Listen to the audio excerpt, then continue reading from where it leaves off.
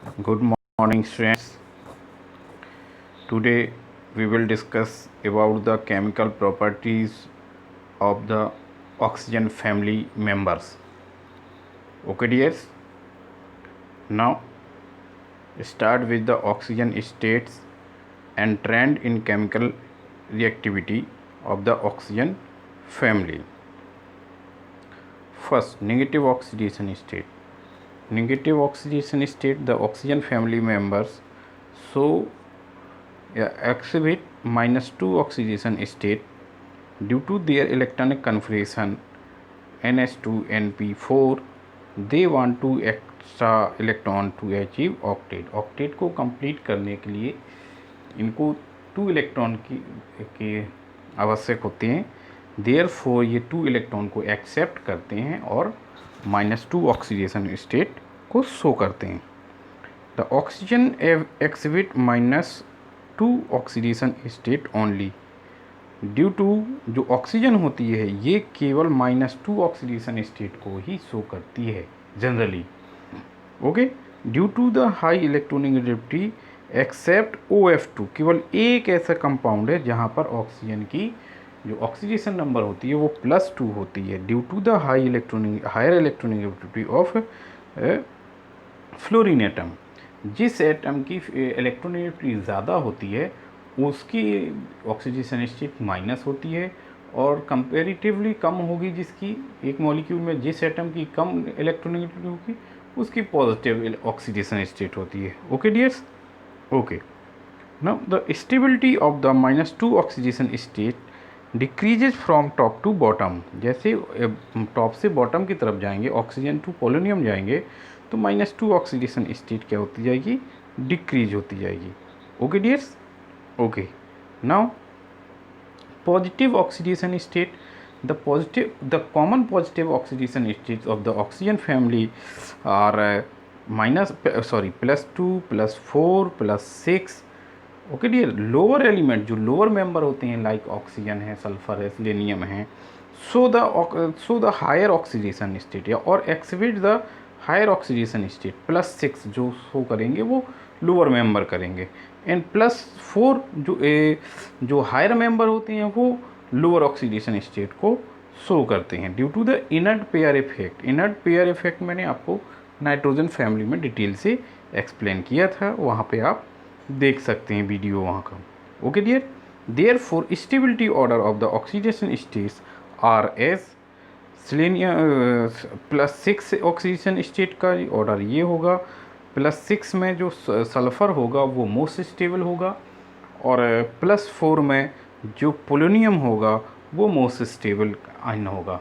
Okay dears, okay. Now reactivity with the hydrogen और hydride, all the element of the group 16 form the volatile hydride having the formula H2E. properties of the hydride, volatility मतलब कितनी आसानी से वो volatile होता है, vapours में convert होता है। H2O है, H2O जो होता है वाटर मॉलिक्यूल होते हैं जो वो एबनॉर्मेलिटी शो करते हैं due to the hydrogen bonding, और एबनॉर्मल जो वॉलेटिलिटी होती है वो जैसे डाउन ग्रुप में जाएंगे इंक्रीज करती जाएगी, except H2O due to the it is due to the hydrogen bonding in hydrogen H2O molecules. H2 that is the reason why the H2 is liquid while H2S gas due to the H bonding in H2 molecule। ये intra नहीं होता है, ये inter hydrogen atomic bonding होती है। Okay dear, यहाँ पे inter hydrogen bonding होगा, इंट्रा नहीं होता है।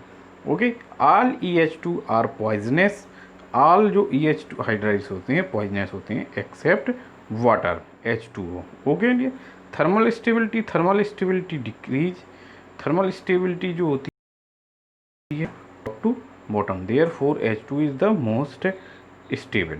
Okay, covalent character decreases from top to bottom due to increase in the metallic character. जैसे ग्रुप में टॉप से डाउन जाते हैं मेटेलिक करेक्टर इंक्रीज होता है, देयरफॉर देयर जो हाइड्राइड्स होते हैं उनका कोवेलेंट करेक्टर क्या होता जाता है, डिक्रीज करता जाता है।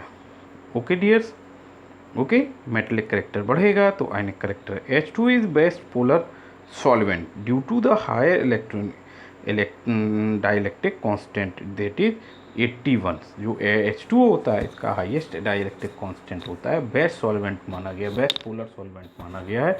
Therefore H2 is known as the universal solvent due to the high dielectric constant. Acidic character जैसे जैसे ई आइन, जो ई आइन होगा उसकी साइज जैसे जैसे बढ़ती जाएगी वो एसिडिक करेक्टर बढ़ता जाएगा। टॉप से बॉटम की तरफ जाएंगे एसिडिक करेक्टर बढ़ेगा। Same reducing property, acidic property.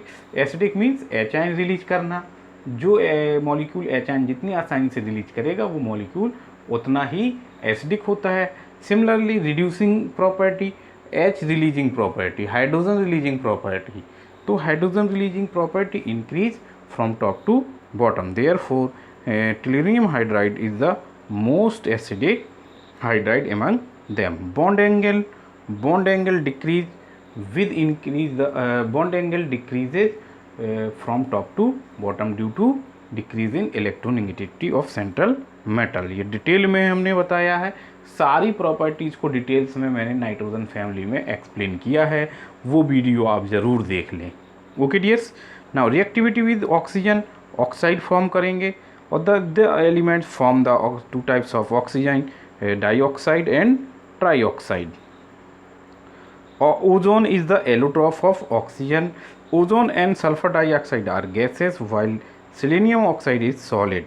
Acidic character में फिर कह रहा हूँ कि लास्ट वीडियो नाइट्रोजन फैमिली का आप देखें, वहाँ पर मैं डिटेल से बताया कि कैसे ये सारी प्रॉपर्टीज़ के ट्रेंड्स होते हैं। ओके डियर, तो सल्फर जो एसिडिक प्रॉपर्टी होगी, जैसे जैसे हम टॉप से बॉटम की तरफ जाएंगे तो इनका एसिडिक करेक्टर, जो एसिडिक करेक्टर है ऑक्साइड का, वो डिक्रीज़ होता जाता है।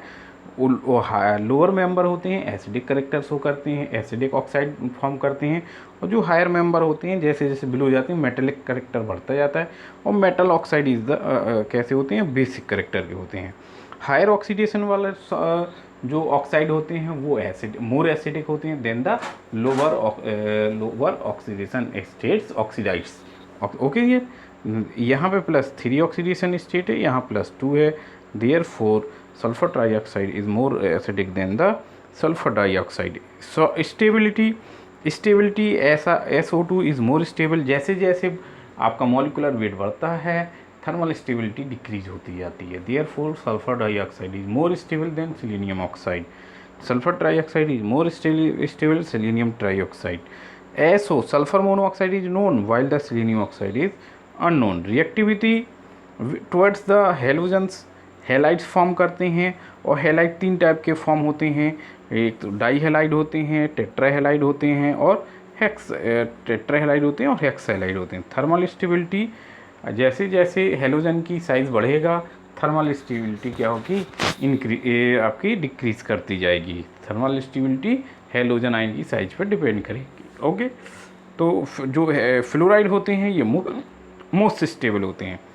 हेक्सा फ्लोराइड की बात करें हम, हेक्सा फ्लोराइड मतलब हेक्सा हेलाइड की बात करें तो हेक्सा हेलाइड में जो केवल hexa fluoride is only stable compound होते हैं, जो फ्लोराइड ही बनेंगे हेक्सा स्टेट में, और कोई हेलाइड फॉर्म नहीं होते हैं। ऑल द EX6 जो भी हेक्सा हेलाइड होते हैं आर गैसेस होते हैं।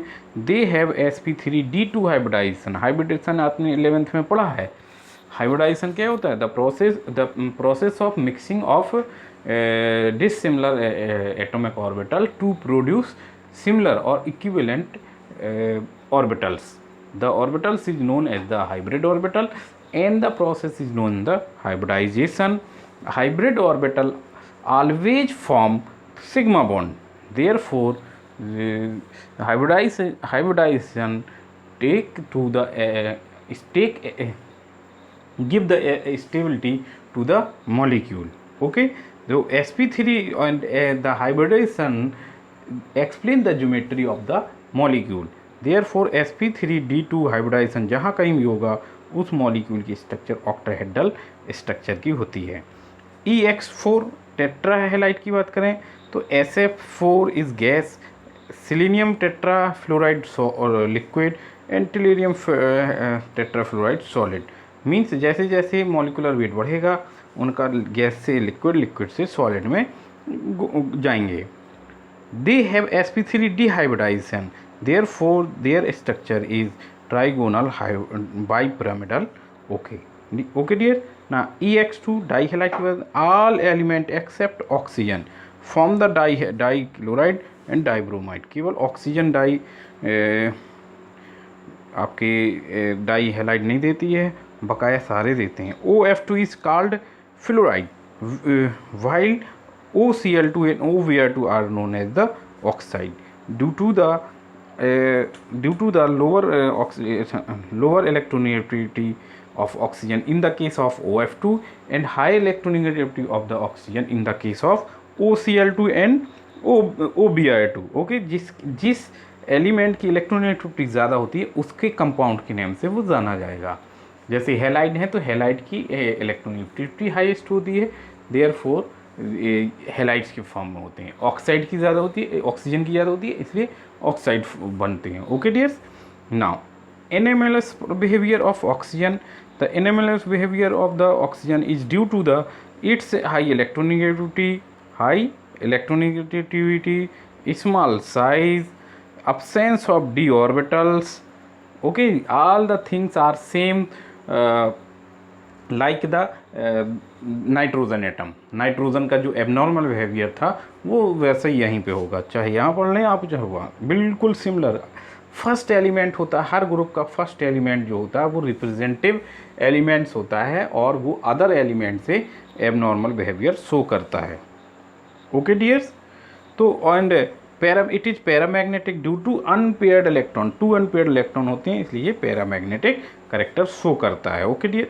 नाउ डाई ऑक्सीजन और O2 अक्रेंस में मैंने बताया था आपको, आप देख लेंगे लास्ट लेक्चर में, लास्ट वीडियोज़ में. Preparation lab method in small scale. Potassium chlorate को जब मैग्नीशियम ऑक्साइड के प्रेजेंस में हीट किया जाता है तो potassium chloride and oxygen gas obtain होती है by thermal decomposition of oxide of metals lower in electrochemical series में जो हाइड्रोजन के नीचे मेटल्स होती हैं उनके अगर ऑक्साइड को हम थर्मल हीट करेंगे तो ऑक्सीजन मिलती है. And higher oxide of the some metal, और कुछ मेटल्स के हायर ऑक्साइड. ठीक है, सिल्वर ऑक्साइड को हीट करेंगे ऑक्सीजन देगा, सिल्वर देगा. मर्क्यूरिक ऑक्साइड को हीट करेंगे mercury is the only element which is found in the liquid state at the normal temperature. PbO4 को हीट करेंगे PbO और O2 बनेगी. PbO2 को हीट करेंगे तो PbO और O2 बनेगी. बाई हाइड्रोजन पर ऑक्साइड को जब मैग्नीज ऑक्साइड के साथ इन प्रेजेंस में हीट करेंगे तो आपका H2O और O2 बनेगी. By the action of chemical on the compound reaction in the oxygen. कुछ कंपाउंड्स पर आपका केमिकल्स के रिएक्शन से आपकी ऑक्सीजन मिलती है. जैसे सोडियम परऑक्साइड पर H2O की रिएक्शन होगी तो ऑक्सीजन और सोडियम हाइड्रोक्साइड फॉर्म होगा. Commercial method from air. Large scale पे जो फॉर्मेशन होती है ये एयर से बनाई जाती है. जो वाटर वेपर एंड CO2 होती है इनको सेपरेट कर दिया जाता है सॉलिडिफिकेशन से. टेम्परेचर कम किया जाएगा तो कार्बन डाइऑक्साइड सॉलिडिफाई हो जाएगी. जो वाटर होगा वो लिक्विड में कन्वर्ट रहेगा. वाटर और अब इस मिक्सचर में जो होगा आपका O2 और नाइट्रोजन होगी जिसको फ्रैक्शनल डिस्टिलेशन से आप सेपरेट कर सकते हैं. The process is as in the case of nitrogen also. Okay dear. Properties, physical properties of the oxygen. It is colorless, odorless, tasteless gas. It is slightly soluble in water, but it is highly soluble in alkaline pyrogalol. Important point है, pyrogalol में absorption होता है oxygen का. Okay dear. Oxygen atom has 3 isotopes, O16, O17, O18. Ratio of the isotope is the 1000 ratio 1:8. O2 is paramagnetic. Chemical properties. Reaction with metals, noble gas को छोड़ के सारे metal, noble gas Aurum और platinum को छोड़ के सारे metals आपके ऑक्साइड फॉर्म करते हैं, कुछ नॉर्मल कंडीशंस पे और कुछ टिपिकल कंडीशन पे। और दो metal oxide are the basic oxide always. Okay dears, calcium oxygen की रिएक्शन होगी, सेलेक्ट लाइन बनेगा कैल्शियम ऑक्साइड, एल्यूमिनियम ऑक्सीजन करके Al2O3 बनेगा। Okay dears, reaction with non metals को जब भी ऑक्सीजन के साथ खेल करेंगे उनके ऑक्साइड में कन्वर्ट हो जाता है, C+O2 CO2। फास्फोरस की रिएक्शन होगी, फास्फोरस पेंटाऑक्साइड बनेगा। Okay dear, reaction with some compounds, catalytic oxidation, important reaction है ये, क्योंकि ये नेम रिएक्शन में आती हैं as such the formation of the important compound. First SO2 + O2 platinum और वेनेडियम पेंटाऑक्साइड की प्रेजेंस में सल्फर ट्राईऑक्साइड में कन्वर्ट होगा। It is use in the contact process of the formation of sulphuric acid. Contact process किसकी process है? Sulphuric acid की। और यहाँ पे कौन सा आपका कैटालिस्ट यूज होगा? प्लेटिनम और vanadium pentoxide. Similarly catalytic oxidation of the ammonia, यहाँ पे भी प्लेटिनम होता है। ओके, नाइट्रिक ऑक्साइड बनती है। It is